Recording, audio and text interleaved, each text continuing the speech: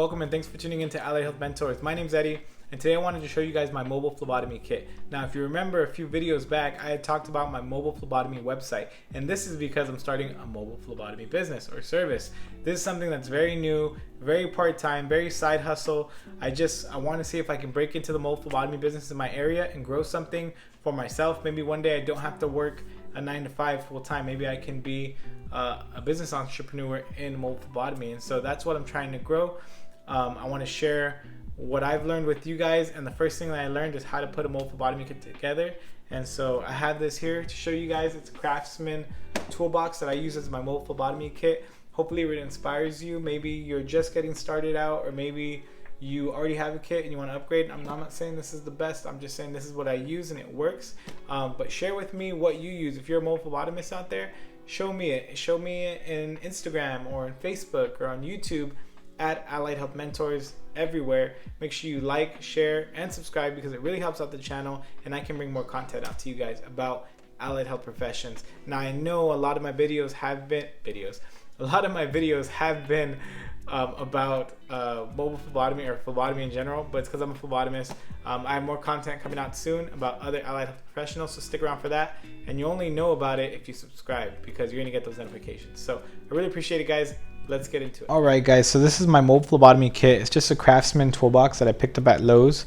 It's pretty sturdy. It's held in place, or at least the top is held in place by these clips. And you know it's heavy duty because people use this for like actual tools, not just phlebotomy supplies, so that's okay. But if you lift it up, I like that it's clear plastic. I do have my BLS cert up here, my phlebotomy license, and my business card. But this is just because I feel like I need a place to display my certs, and also I feel like it looks pretty professional, so I keep those there. Patients have any questions, if I'm certified or BLS certified, whatever the case is, or want my information, they can take a picture of it. It's right there. So yeah, I have all that going for me. I am going to say that I didn't get this idea myself. I actually got this idea from another mobile phlebotomist named Kelly, who runs Kelly Rose Mobile Phlebotomy. So shout out to Kelly. She had posted this or something similar to this kit on a Facebook group that I'm a part of with other mobile phlebotomists, and hers was a Husky, and I actually wanted that one, but when I went to Lowe's they only had Craftsman, and that's okay because it works just as well. But anyway, so if we go to the side, I have my pens, I have Sharpies, and I have highlighters in different colors. You never know when you need them. If you need to highlight like a test code or highlight the date and time, it comes in really great. It's really handy. I also have my Square card reader for my Square app, so I can take payment from patients. I have Nitro Gloves, not latex. Nobody uses latex anymore. They try not to because people are so allergic to it, and so I use Nitro. And then I have my straight needles. So I have a 21 gauge needle, which is a green one, and I have the 22 gauge needle, which is a black one. It's a little smaller than the 21, but the reason I have both is because sometimes I have a vein that's really fragile, but I know I can still get it with a straight needle. And straight needles are less expensive than butterflies, so if I can get it with a straight needle, I prefer it. So that's why I use that. I also have my hubs that I use to lock my needles in place and to transfer out my tubes. So that's just basic standard phlebotomy.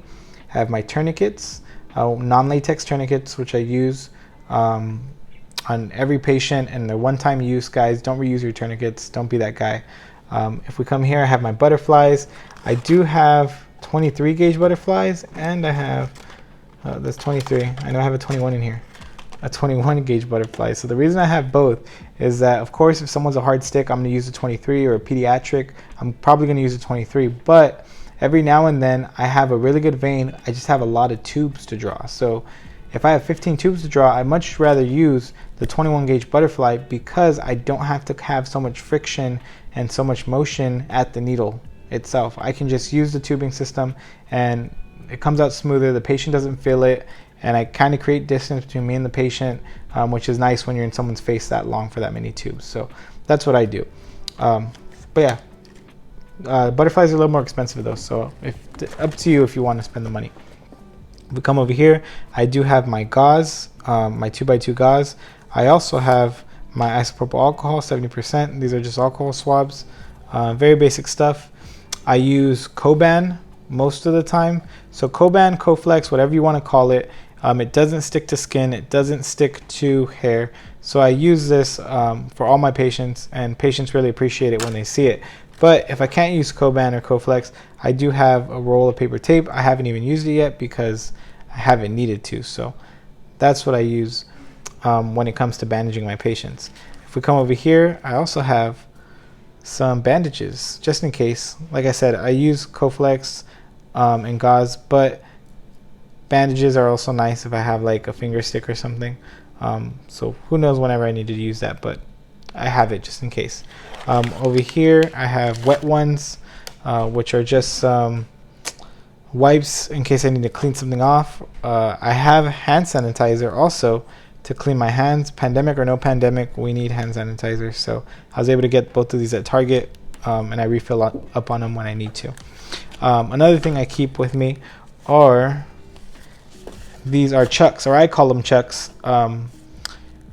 They're just an absorbent pad, so I can put it down on a table or I can put it down on a couch, and if blood spills, it doesn't spill on the patient's couch. It's also more cleanly, I think.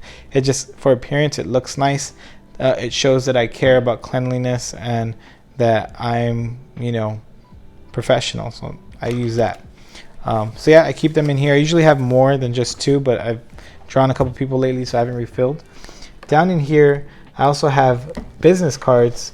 These are my business cards. If you want to check us out, Hemovative is the name of my mobile phlebotomy company, and that's Hemovative. Everyone's pronouncing it wrong.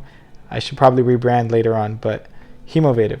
This is me. So if you're interested in mobile phlebotomy or getting a mobile phlebotomy blood draw, hit me up. Follow us on Instagram. Follow us on Facebook. I'm going to put the link in the description. I also have a cleanup kit. So that cleanup kit's in case I have a really big spill of blood. If the patient doesn't have bleach and water for me to clean it up, I have my own spill kit. This is very important. Every mobile phlebotomist should have this just in case. One, it's professional, and two, it might come in handy one day. Underneath this, I don't think I have anything. I do have some business documentation down there. Also, what I like about this kit is that these little things pop out of place. So if I wanted to rearrange this, I could. If I didn't want to have this little compartment, I didn't have to have it. But I can also move this, so it's really nice to have. Who knows how I'm going to customize it later on. But yeah, that's pretty much what I have in here, guys. I also carry this little tote.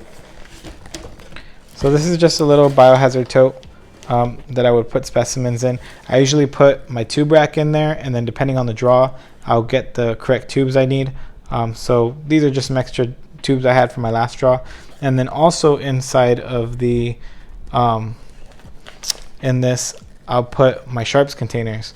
Now this is an empty sharps container, so for anyone who's going to be like, why do you have your sharps container on the table? It's an empty and it's a clean sharps container. I haven't used it yet, but yeah, so just so you know. And yeah, so I have this bag here in case I need it. I'll just put my tubes in there, I'll put my rack in there, and I'll put my sharps in here. They all fit. I thought this was going to be bigger when I bought it, but you know what, it's fine. Maybe I'll get a bigger one later on. It's kind of just something I carry with me. I also have an ice pack or a refrigerant pack, just in case the specimens need to be kept cool, and they probably should be kept cool at all times, especially here in California.